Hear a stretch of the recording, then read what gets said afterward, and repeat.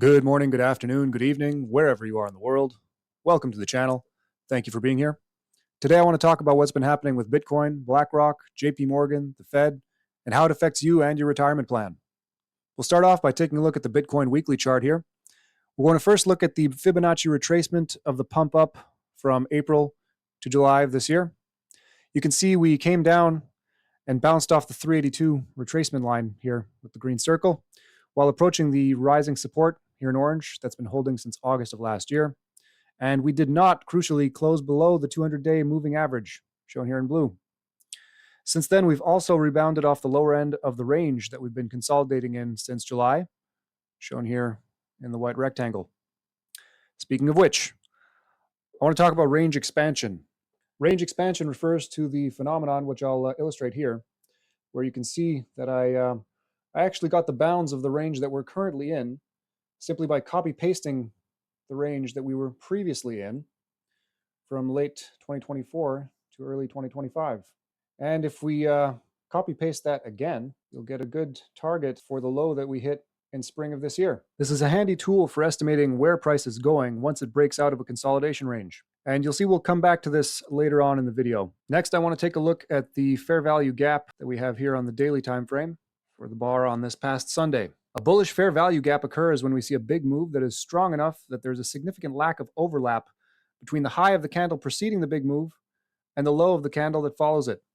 This area tends to act like a magnet for price, since markets want to be efficient, and these gaps have a tendency to fill to a certain degree shortly after. So you can see here this left a significant gap, and it wouldn't be surprising if we saw a 1 to 2% correction from the current price before moving back up to the upper end of the range that we've been consolidating in. So we'll come back to the chart after we have a look at some of the recent news. First, BlackRock's Bitcoin ETF is already its most profitable, surpassing older ETFs, surpassing $100 billion in assets under management, faster than any ETF in history. But the number is just noise. The mechanism is the revolution. The mechanism I'm referring to has to do with this next article, where this summer the SEC approved in-kind redemptions for spot Bitcoin and Ethereum ETFs. In-kind Bitcoin transfer is the process of directly exchanging the underlying crypto asset, in this case Bitcoin, for shares in the exchange-traded product, in this case the BlackRock ETF. From August to October, $3+ billion in whale holdings migrated, tax-free, into Wall Street infrastructure, not selling, fusing.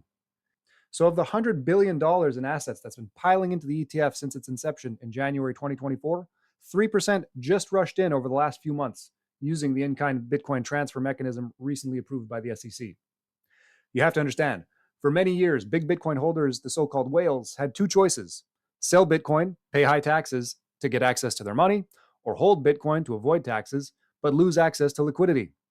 This change means that the large holders can now deposit their Bitcoin directly into ETFs, swapping their coins for ETF shares without incurring a taxable event, and unlocking collateralized lending at 4 to 6% rates, estate step-up basis for generational wealth management, and portfolio margin at every major brokerage. This is a paradigm inversion. Traditional finance conquered gold by centralizing custody and flooding the market with paper contracts insiders and institutions could easily manipulate. Bitcoin's cryptographic architecture allows for something unprecedented: decentralized scarcity, reprogramming centralized liquidity. And now, JPMorgan to accept Bitcoin and Ethereum as collateral. Before digging into this further, I'm going to remind you of what Jamie Dimon, the CEO of JPMorgan, said about Bitcoin just last year, calling it a fraud and a Ponzi scheme, and hopeless. Now we'll take a look at this clip from CNBC that just aired recently. Well, many remember, as you mentioned, Morgan, Jamie Dimon's comments about Bitcoin being, say, a pet rock. He has moderated his tone recently. Here's what he said when I asked him a few months ago about the firm's increasing overlap in crypto, including a Coinbase partnership and the stablecoin-like token JPMD. If the customers want to use it and how they use it and it's used properly, we'll be doing it. It's what the customer wants. It's not what JPMorgan personally wants. JPMorgan declined to comment, but this is a space to watch because although it's early days and so far isolated to the trading division, it could ultimately expand to other areas of the business, whether it's corporate or asset management or even consumer. But again, early days still here, but still quite interesting, guys. Quite the change of tune. And of course, no comment from Jamie Dimon. So what does this mean? This reduces structural sell pressure from the market, since holders of Bitcoin will be able to access liquidity using their Bitcoin as collateral, and again, not have to sell in order to access that liquidity. Bitcoin will also join US Treasury bills and mortgage-backed securities on JPMorgan's collateral schedule. This is a huge silent endorsement of Bitcoin and a sheepish rebuke of every thoughtless insult ever levied against Bitcoin by JPMorgan CEO Jamie Dimon. Not to mention the domino effect of Bitcoin acceptance that this is likely to cause. JP Morgan's competition will now also have to accept Bitcoin as collateral or risk losing clients. This will unlock billions of dollars more worth of Bitcoin-backed credit lines. Every dollar borrowed against Bitcoin is debt serviced by fiat debasement, while the collateral appreciates. The debt scarcity symbiosis inverts power from currency issuers to verifiable asset holders. When whales borrow at 5% against Bitcoin appreciating at 50 to 80% annually, they'll never sell, ever. The hold becomes mathematically inevitable. This bridges the $3.85 trillion crypto universe with the $147 trillion traditional financial markets. Not absorption, transformation. Bitcoin becomes the base collateral layer for the post-sovereign debt new financial architecture. Tokenized reserves replace sovereign bonds, and mathematically secured scarcity replaces currency backed by bad IOUs from the perpetually indebted. All this in addition to the tailwinds coming from Fed policy. Again, you may have heard, the Fed is stopping quantitative tightening, aka balance sheet drawdown, the process of reducing liquidity in the market. The Fed is also expected to cut interest rates twice more this year, with the first of these cuts expected within just a few short hours. And you know that once they've stopped removing liquidity from the market with quantitative tightening, the next step is again quantitative easing, aka digital money printing. So what does this mean for Bitcoin? This monthly chart here shows the logarithmic regression bands for Bitcoin. Historically, these bands have proven effective for identifying Bitcoin bull market peaks and bear market lows. When the price is in the lower band, it suggests that Bitcoin is undervalued and could be set for a rebound, and vice versa when within the upper band. You can see here we're nowhere near the upper band, which ranges between 2 and 300K. Now to go back to the weekly chart, here I've drawn a Fibonacci extension of the pump from the April low to the July high, and here I've taken a measured move. And here I'll take a measured move of that pump into this recent consolidation range. A measured move is simply where we take a big move and copy paste that over to where the low end of the projected move aligns with the local low, in this case the recent low in mid-October. And we would expect the move from point A to B to be roughly equivalent to the move from C to D. And what do you know? That takes us almost exactly to the 1.618 Fibonacci extension, which is of course the most significant of the Fibonacci numbers. Back to our first chart, and here we can see that yet another range expansion would take us up to approach the 1.414 Fibonacci extension. But before we continue with our projections, I want to take a look at the Bitcoin liquidation heat map. The liquidation heat map shows the positioning of stop-loss orders of leveraged Bitcoin traders. These levels act as a magnet for price, since market makers and large players will try to move price to these levels to liquidate those leveraged traders in order to fill their buy orders at lower prices. And you can see here, brighter colors indicate a higher concentration of orders.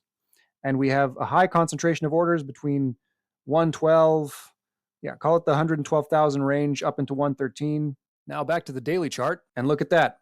Our fair value gap ranges from 113 to 112.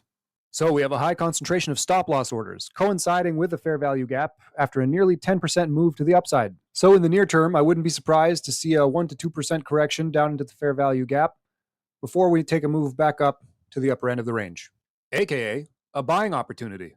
Now, before you rush out to buy, or if you think you've missed the boat, we have to talk about dollar cost averaging, which is the process of buying at regular intervals in similar amounts over a long period of time. Investing this way reduces the risk of mistiming the market. Who knows? Maybe I'm wrong and we won't see a 1 to 2% pullback over the next few days. But by spreading out your investments over time, you avoid the challenge of buying the exact low of a dip, which even the professionals have a hard time doing. Remember, time in the market is better than timing the market. And that goes double for an asset like Bitcoin that has a cumulative annual growth rate at the time of recording of 78.3% over its lifetime. This means that if you start today with as little as $1,000 in initial capital and can commit to a $100 contribution every month for the next 10 years, you will have over $1 million.